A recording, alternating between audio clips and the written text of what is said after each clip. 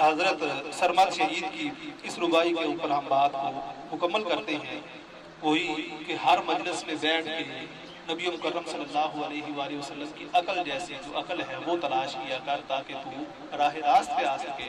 آپ فرماتے ہیں کہ از باد صبا خاص دلم بوئے ترا،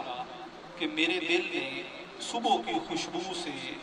صبح کی ہوا سے تیری خوشبو طلب کی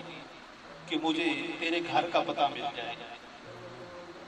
کہ ہر وہ چیز، وہ ہوا ہے، وہ پانی ہے، وہ مٹی ہے، وہ اللہ رب العزت کی ذات کا پتہ دیتی ہے کہ کوئی بھی چیز اس کی قدرت کے بغیر کار فرما نہیں ہے۔ آپ فرماتے ہیں کہ میں نے صبح کی ہوا سے تیری خوشبو کو طلب کیا، چشمم ز چمن جست گل روئے ترا، میری آنکھ نے باغ سے تیرے چہرے کا پھول تلاش کیا کہ یہ جو تخلیق ہے یہ کتنی خوبصورت ہے،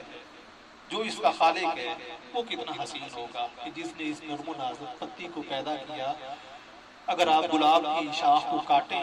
تو وہ سخت ہے، پتی انتہا درجے کی نرم ہے، اگر اس کو آپ کاٹیں تو اس کے اندر وہ لطافت نہیں ہے جو پھول کی پتی بھی ہے۔ یہ ساری چیزیں جو اوپر اس کے ظاہر ہو رہی ہیں یہ اللہ رب العزت کی ذات کا پتہ دیتی ہیں کہ کوئی نہ کوئی ذات پیچھے موجود ہے جو یہ سارا کام کر رہی ہے۔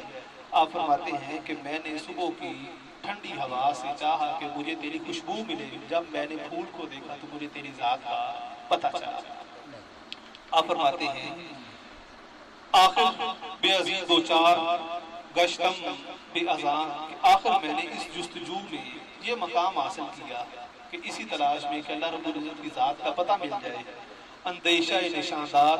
رہے کوئے ترا، کہ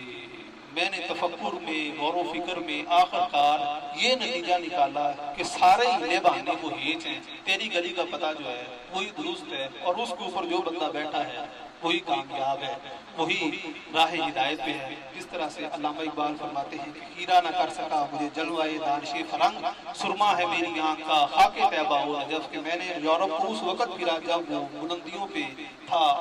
اور بڑے عروج پہ جا رہا تھا، لیکن مجھے کسی چیز نے پریشان نہیں کیا، مجھے کسی چیز نے وہاں پہ ان کی طرف مائل نہیں کیا، کیونکہ میری آنکھ جو تھی وہ نبی مکرم صلی اللہ علیہ وآلہ وسلم کی ذات کی طرف لگی ہوئی تھی۔ آپ فرماتے ہیں کہ اسی طرح سے ہر چیز کے اندر میں نے غور و فکر کیا تو آخر کار پتہ یہ نکلا کہ تیرے رستے کے علاوہ اور کوئی